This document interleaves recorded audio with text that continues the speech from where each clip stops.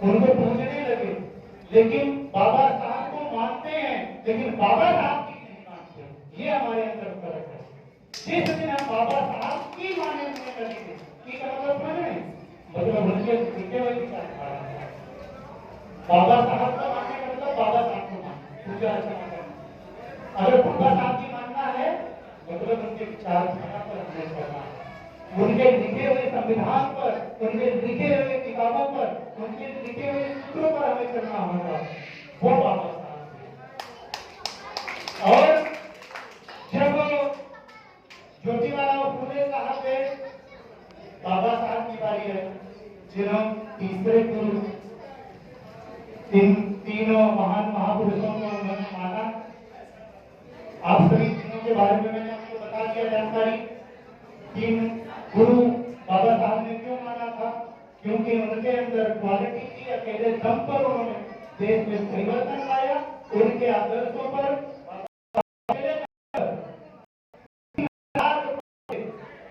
कभी चैन से उन्होंने सोया नहीं, और उनका स्वास्थ्य न ठीक होने के बावजूद भी जब पढ़े लिख करके आए थे, आप सभी को थोड़ा सा राजनीतिक बाबा साहब के जीवन के बारे में बताना चाहूंगा।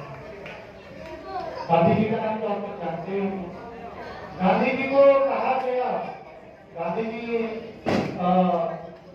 बाबा साहब की विचारधारा से गांधी जी की विचारधारा नहीं लगती थी। क्यों? क्योंकि बाबा साहब समता, स्वतंत्रता, बंधुत्व, भाईचारा चाहते थे, लेकिन गांधी जी क्या चाहते थे? हिंदू धर्म के अर्जन, हमें आपको हिंदू धर्म के अर्जन। सही है? उनकी विचारधारा ये थी कि शूद्र बने रहे। पूना का नाम सुने होंगे आप लोग। पूना समझौते में बाबा साहब खून की आंसू रोए। उन्होंने कहा कि मेरे कारणों को मैं बढ़ा रहा था, ये गांधी ने मुझे पीछे ले जाना। आमरण अनशन में बैठ गए कि नहीं बाबा साहब, हमें हमारी बात को मानना ही पड़ेगा। उन्हें मजबूर कर दिया गया। कस्तूरबा गांधी बाबा साहब के पास आके अपना आदर लगा देती कि मेरे पति का जीवन आपके हाथ में है। बाबा साहब देश की विचारधारा करोड़ों लोगों को उन्होंने कहा कि गांधी आपने मुझे इतना ज्यादा मजबूर कर दिया है कि मेरे अंदर की जो पीड़ा है मैं आपको बता नहीं सकता हूँ। अपने दिल पर पत्थर रख करके मैं इस पूरा प्रेम समझौता को आपके साथ शुरू कर रहा हूँ। खून के आंसू बाबा साहब को रोना पड़ा। वो हमारे आइडियोलॉजी है, एक अधिकार के लिए वो अपनी जान लगा देते, लेकिन हम अपनी जिम्मेदारी को आज तक नहीं समझ पाए। ये हमारा दुर्भाग्य है।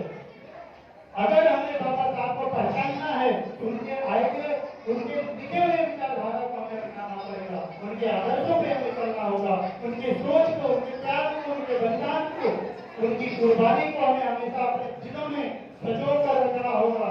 तब हम उन्हें बड़े गर्व से कह सकते हैं कि हम अम्बेडकरवादी विचारधारा के लोग हैं। हम अम्बेडकरवादी लोग कहेंगे। क्यों?